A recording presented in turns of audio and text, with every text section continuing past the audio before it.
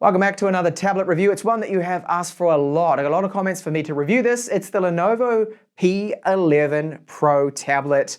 Now this actually isn't that model, but it's exactly the same. It's the XiaoXin Pad Pro. That's what it's called in China. It's the import version, but it works out to be so much cheaper than me buying this one from Lenovo here in Europe, which from the Spanish site at least is 649 euros. This is only about 330 to 360 or so euros, so much cheaper, and it is exactly the same hardware, exactly the same tablet, flashed by Banggood, where I got this one from, with the global ROM as well. So we have a premium build quality on this one, and I mean absolutely premium. It is as good as the Samsung Galaxy Tab S7 Plus that I reviewed previously in the channel. Super thin. I mean, look at this thing. It is only 5.8 millimeters the thickness. It weighs just 486 grams. So it's light, it's thin. We have a unibody build to it. This alloy on the back paint job is very nice, although it does pick up a few little bits of fingerprints and smudges. I've intentionally not cleaned it in this video, so you can see what it looks like after you use it for a while.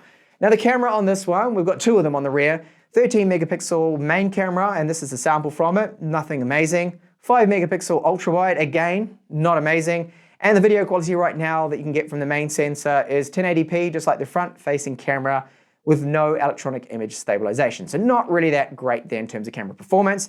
Dual tone LED flash is there, which we don't normally have in a tablet. And the front facing camera is 8 megapixels.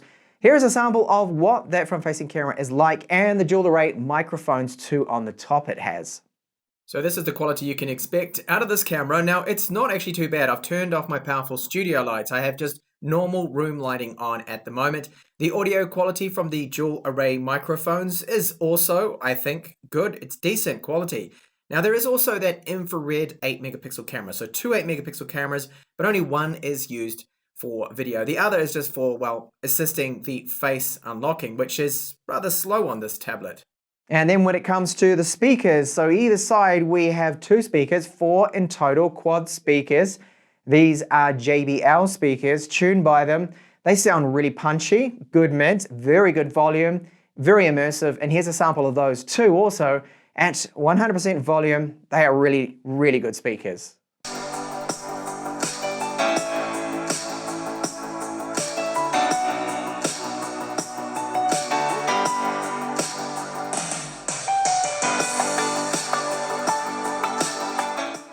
And now on the left of the tablet, there is a micro SD card tray too as well. So I've tested this out with 128 gigabytes. No problems when you insert it. You can either set it up as a system storage, so you can even install apps to it, or portable storage, so you can just use it in other devices as well when you pull it out. So there is a fingerprint reader too on the upper left-hand corner. Now this one works okay. It can be a little bit slow. I find the accuracy to be a little bit hit and miss. Works maybe 7 times or 8 times out of 10, so it's not great. It's probably one of my minor complaints. It is one of my minor complaints with this, and the face unlocking too from the front-facing cameras.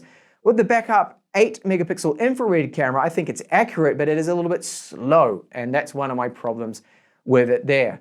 So all up, an excellent build quality, and oh, almost forgetting that down the bottom there is a Pogo port pin connector, and that's because you can get an optional keyboard for this. It also does support a stylus, which I will cover in this in-depth review as well.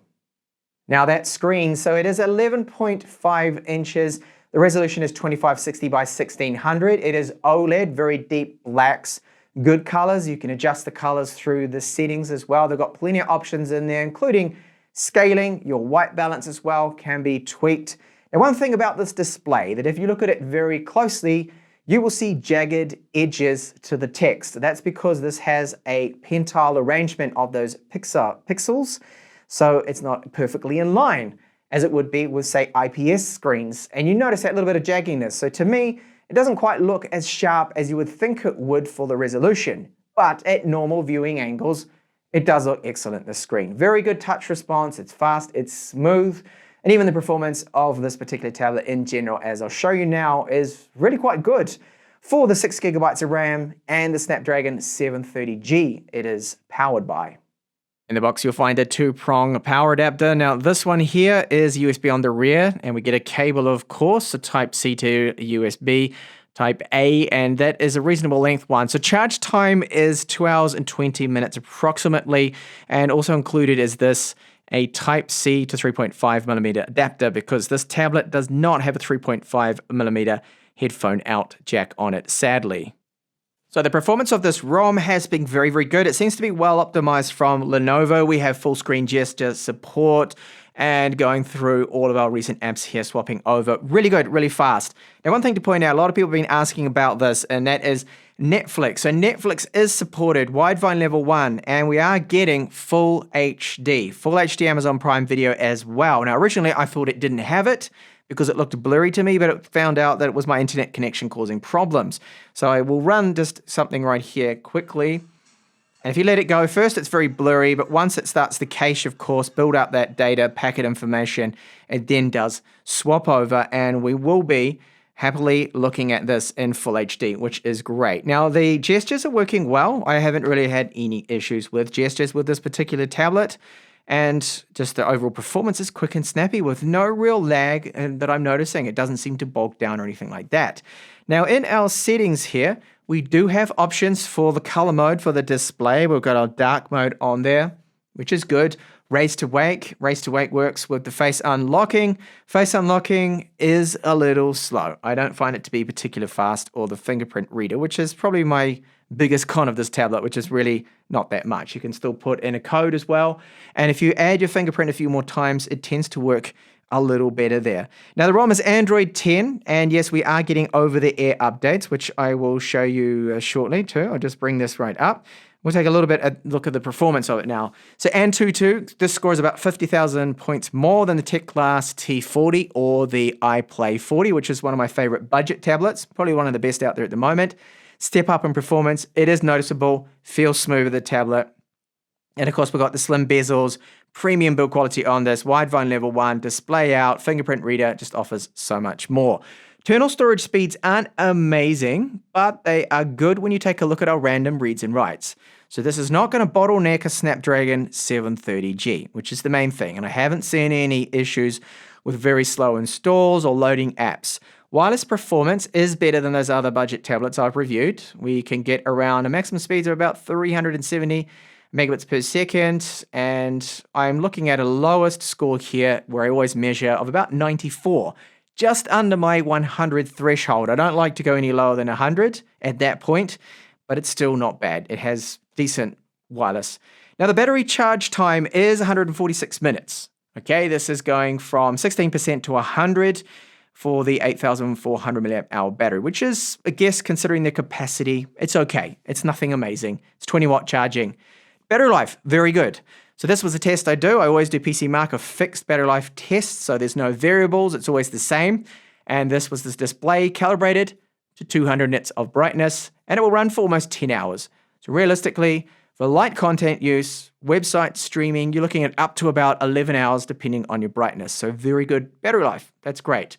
GPS works well. It sees a lot of satellites, but it doesn't tend to lock onto too many. There is a hardware compass. So for navigators out there, people with boats and other people that want to use this, maybe even in a car or whatever, GPS navigation will be good with this tablet. With the hardware compass, it definitely does aid it. So free available storage, just looking at over about 106 gigabytes. Do remember, we do have micro SD card support on this, so we can expand upon that storage capacity. And when you install it, it asks you if you want to set up the micro SD card as system storage or as portable storage. So you can just install all your apps, and more apps if you needed to, on an SD card. But use a fast one. I recommend using a fast one there. And yes, over the updates, this was the update I received on the global ROM. So the ROM is not broken. It does allow for updates, which is good. And I do hope we are going to get Android 11 eventually from Lenovo pushed out onto this particular tablet. And a little bit more on the video playback too. So YouTube, this does support 1440p 60 maximum as the option we get right here. As you can see, 1440p 60.